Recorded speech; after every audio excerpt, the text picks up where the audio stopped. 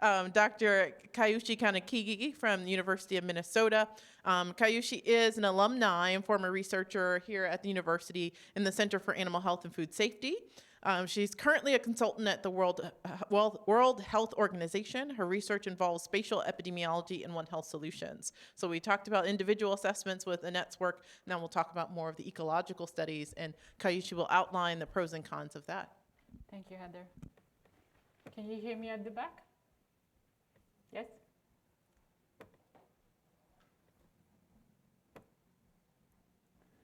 Well, it's great to be here at the Leman conference on the 50th. I have been a student around here doing all the volunteer work, so this is the first time I'm presenting, so I'm really grateful for the opportunity.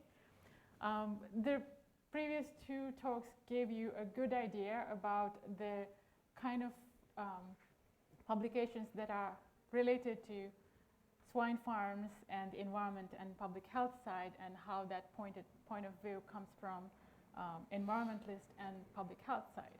So this study that I will be presenting to you is related to North Carolina, and it goes to also show the importance of responsible interpretation of ecological studies, because those affect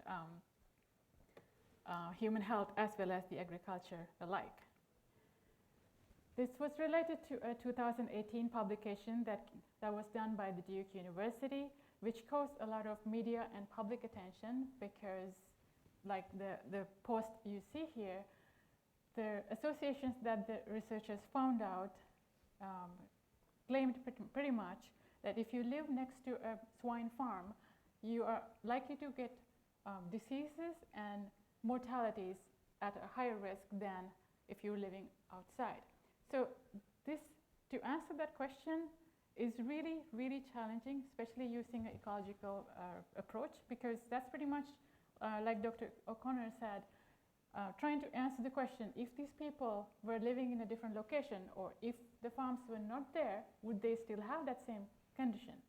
That is really, really complex question to answer. So the 2018 publication was published in North Carolina Medical Journal by the Duke University research group, and we did the reanalysis of that same study and published in Frontiers in Veterinary Science in 2023. So not only I critiqued that study, but took the data and really redid it. So I guess it's a nightmare for some research. I don't plan to do it all the time, though. So the first, we actually did two approaches to the analysis. First, we did the reanalysis, trying to understand whether the strength of conclusions that the researchers have come about, did they use correct data, correct epidemiological methods, and how they interpreted that. And while we were going through the redoing process, we saw that if you measure the exposure, especially distance-based exposure, you will look at different way of interpreting the exposure depending on the type of exposure method that you would use. Therefore, we went on to doing a secondary study on building different distance-based and location-specific factors, introducing a kind of spatial indexes. So that was our second study. So I'll first explain the reanalysis. We got data from mainly two sources. One of them is the swine farm data that comes from Department of Environmental Quality of North Carolina. So Can you speak up a little bit? Sure. Speak up a little bit, please. My voice usually is really soft, so I'm not sure if I can increase the volume. Thank you. Can you all hear me at the back? Are you okay? Okay. Otherwise, we can always switch to this thing. Okay. Yeah, so the data that we got from DEQ were on swine farm data that included location, the number of animals allowed in the farm, and the manure lagoons. The other data set was for the human health data that comes from a data set called Healthcare Cost and Utilization Project, or HCUP, which is bringing emergency visits and hospitalization data together. These data are not publicly available. They are costly It's 1 year of what data is $500 per the state. So it's pretty costly. So we got these data too and went on to an analysis of developing a zip code level index for their exposure. And that is the same way that the 2018 study has done it. So they divided the zip code of North Carolina into three categories. The controls are the ones that does not have any hog farms. Group 1 is where there is more than 1 hog in a square kilometer. And group 2 is those that have more than 234 hogs per square kilometer. Note that both the group 2 is included in the group 1. Then they went on to doing a simple regression analysis and a multiple regression analysis at the individual level. I want you to understand this was done at individual level, not at the zip code level. So that is one problem that we will discuss later. And then to measure the exposure in this study, what exposure is, whether the person live in a zip code that comes under group 1 or control, or group 2 versus selected zip codes from, or matched zip codes from the control group. And the outcome is the negative health conditions that they had selected. One of them is all-cause mortality. They also handpicked some of the diseases, kidney disease, septicemia, infant mortality, low birth weight infants, anemia, tuberculosis. So just to have a comparison with that, we added in our reanalysis HIV and diabetes because they are not necessarily relatable to direct swine farming exposure. Then the confounding factors that they had included were age, household income, education, health insurance, primary care, and smoking. So in simple regression, that means we don't include the confounding part. We just look at the direct relationship between the exposure and the outcome. And in the multiple regression, we incorporated the confounding factors as well. Now, I'm not going to go through all the different results of the logistic regression. You can check it out in the publication too. I'll instead point out what we found as challenges and kind of shortcomings of the approach. One of them is ecological fallacy. When they were correcting for the confounding factors, because it is a retrospective data set, they did not have the person's household income and other factors included in that healthcare data set. So what they did was instead, they deduced data from aggregated data sets, such as the data from a zip code level. So if somebody living in a certain zip code, their household income would be the same as average household income of everybody in that zip code. So that actually led to not truly and correctly correcting for the confounding, which led to residual confounding. So the way how we detected residual confounding is when we incorporated the confounding factors into the multiple regression model, the coefficient of simple regression if it changed from more than 10%, then we considered at least it is correcting for the confounding factor that they had claimed as confounding factor is truly doing that job. Versus if it's not changing the coefficient at least from 10%, then it's not. There were a lot of other issues with the associations and inconsistency of the association.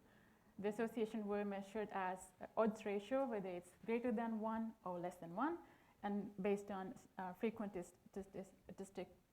statistical p-value.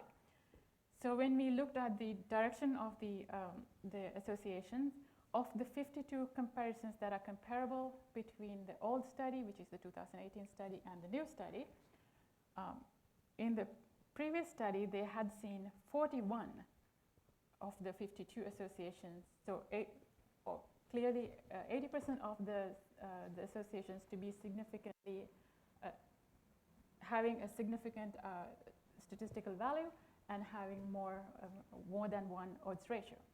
But when we did the reanalysis, we only found 26 associations, so only 50% of that were coming under that category.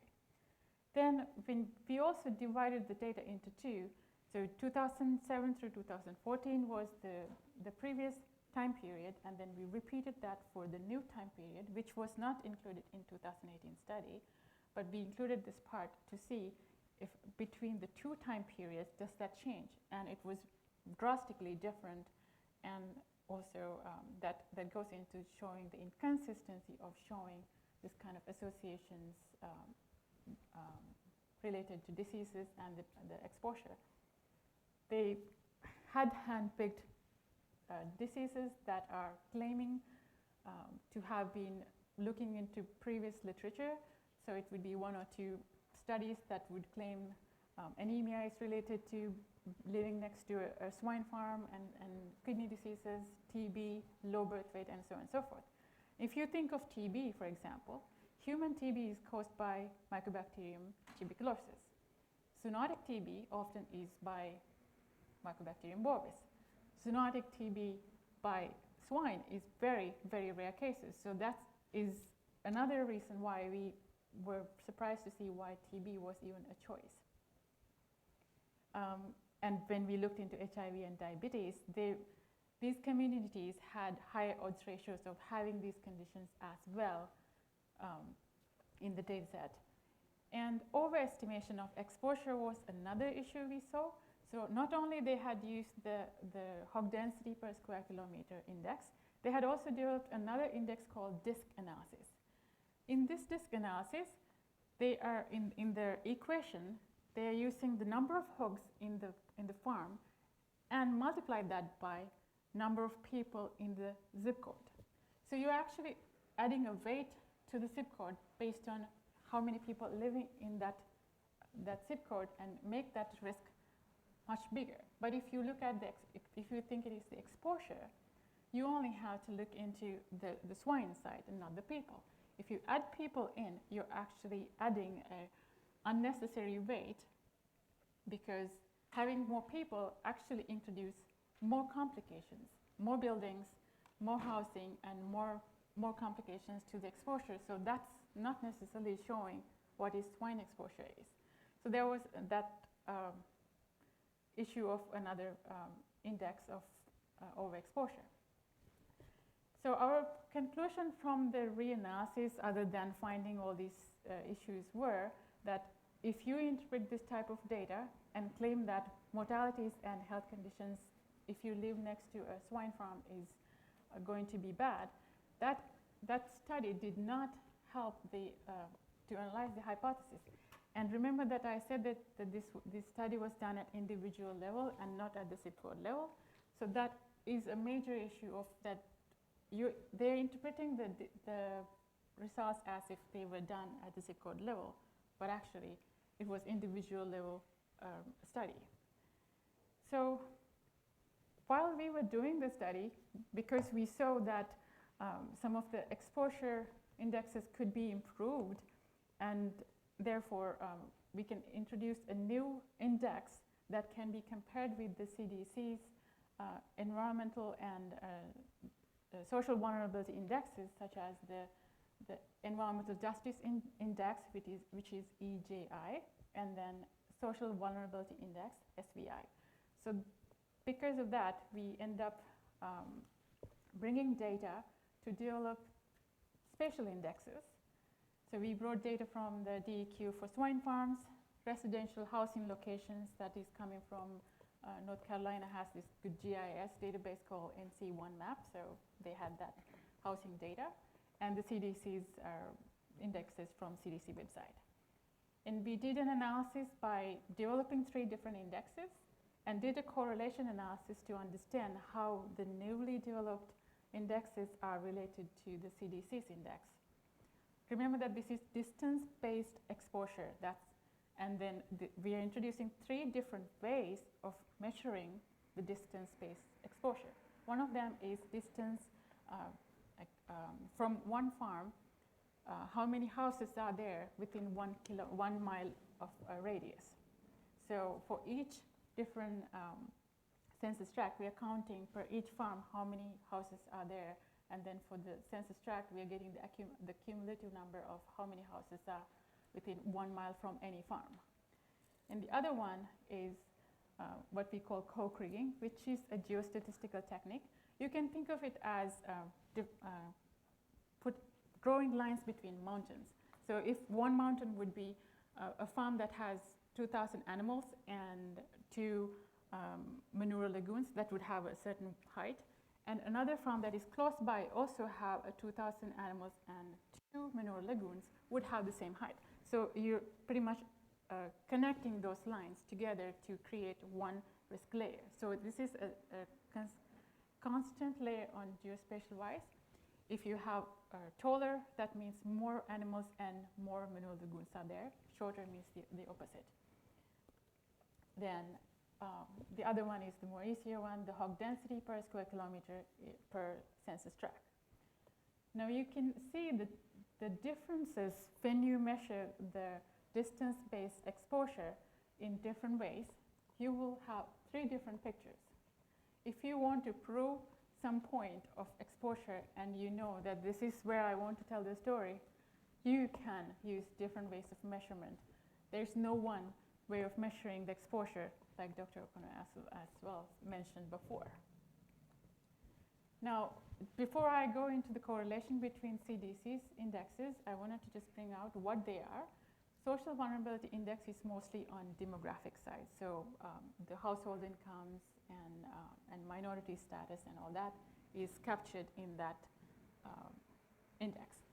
The environmental justice index, on the other hand, brings so many variables to come up with one value to show how bad is the social environmental justice status at a census tract is. Do you see the problem of bringing all these different data into one? You don't know which one causing what. And therefore, this might be a good idea to have a broader concept, but if you want to find solutions, this is not a good way of representing. So when we compared with the SVI in EJI, with our 3 indexes that we developed, there were not high correlation between the 3 indexes and the EJI. We were particularly more focusing on the EJI, and you can see that 0.2 correlation coefficient with the index number 2, which is co-kriging, and 0.1 correlation with the hog density indicator. So the 1 mile buffer was not even correlated enough to bring it to the picture here. So that goes to also show that when you see so many factors all together in one index, you don't really know how to tease apart. So therefore, this, I think I should thank National Park Board for supporting the study and giving that opportunity to show we do also want to demystify from the production side to understand what's going on, how we can do differently rather than pointing fingers, because pointing fingers is the least thing that you can do to make it more sustainable and change to be approached to the parties who can do something about it. Now, in concluding, I have to bring the same conclusion that Dr. O'Connor also said, that responsible interpretation of ecological studies are really important, and that I believe that we developed these 3 different spatial indexes, and we're trying to get it published, having the same difficulty of we submitted to Nature and got interesting feedback. And we are working on getting it published. So if I am to get a career on that, I have thought twice about it. So there are limitations to the study approach, because still this is an ecological approach using retrospective data, which is why we didn't do the health analysis, because our health data is from past, and the new indexes are from recent years. And also we are assuming if this is an exposure, then the resident have lived in that census tract long enough to consider that this is exposure that can cause the disease, and therefore. So brings back to tie up what I have been presenting is that this is true interface of agriculture, animal health, human health, and the environment. So true One Health solution is in dire need, and I'm really grateful for National Report Board for funding us and giving the support. If you have questions, I'm happy to answer. Thank you. Round of applause. All right, so any questions for Dr. Kanenkege?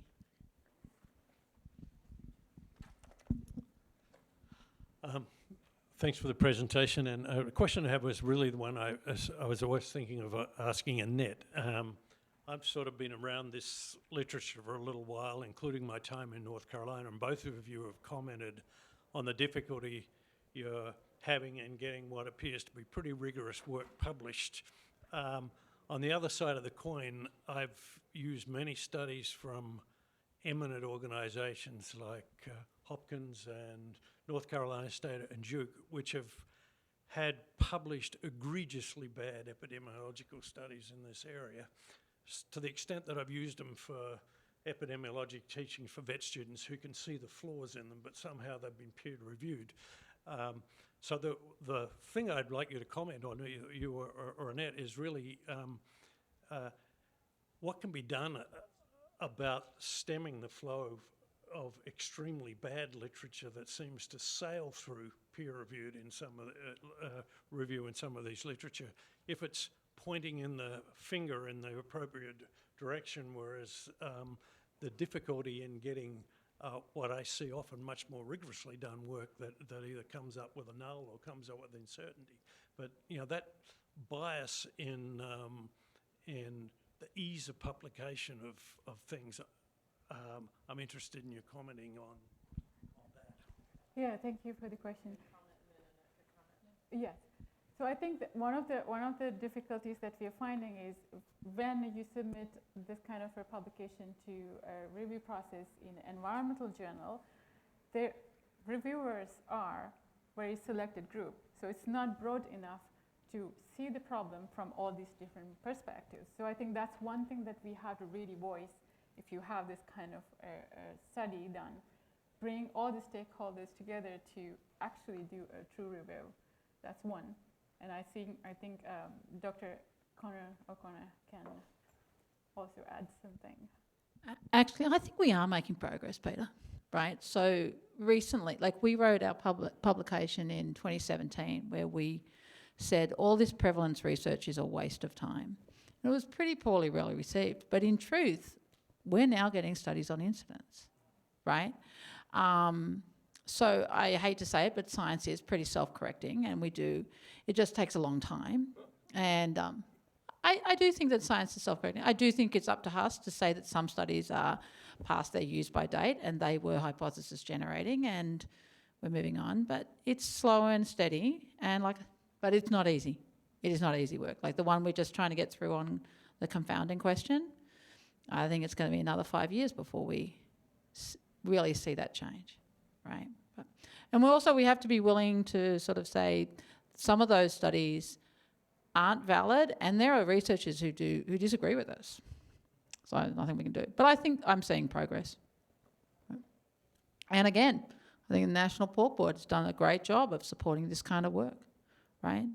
It's slow, methodical work. Heather's been waiting for us to get our stuff published for ages, and it's just been a long battle.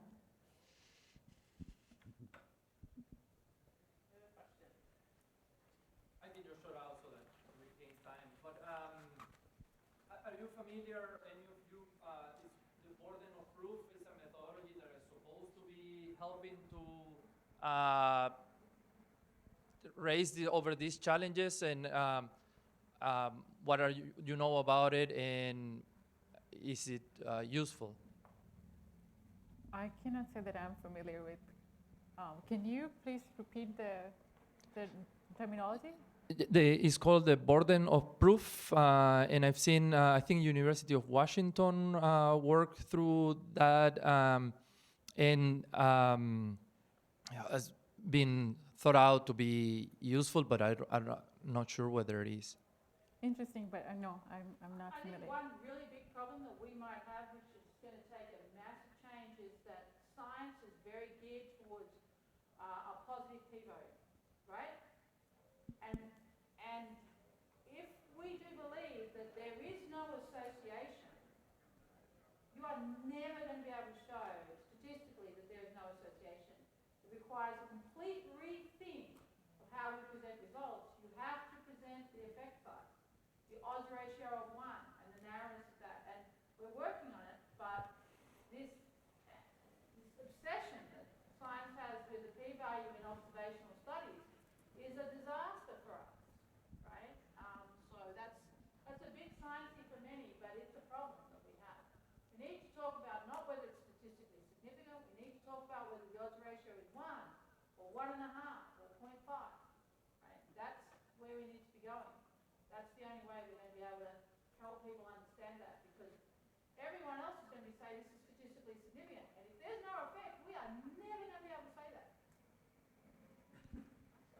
Thank you for that comment, Annette. And I guess going back to Andy's presentation at the beginning, saying that there's an urgent need, our producers are dealing with some of these conversations and questions now, and some of the foundations funding the work. If folks know of partners that would be interested in funding this work, clearly there are still remaining questions. Papers continue to be published that maybe need to be debunked or addressed. And then I do want to point out from a port board perspective and industry perspective, right? We are trying to continuously improve in this space. So for me, looking at the literature, it's like, well, there's not always a clear, to your point, the objective is often to end, to remove, replace versus improve. So how can we get some of these researchers to say, I've pinpointed the issue, and here's some constructive feedback that you can then do some further research on or implement change on. So just know that we're trying to be part of the solution as we think of sustainability, as we think about working in a One Health way. So if folks have any thoughts, or, hey, have you asked these folks and identified new partners in researching in the space to maybe get an endowed position or something, right? As I'm thinking, again, of working with our academic partners. So just know that we're open to those comments.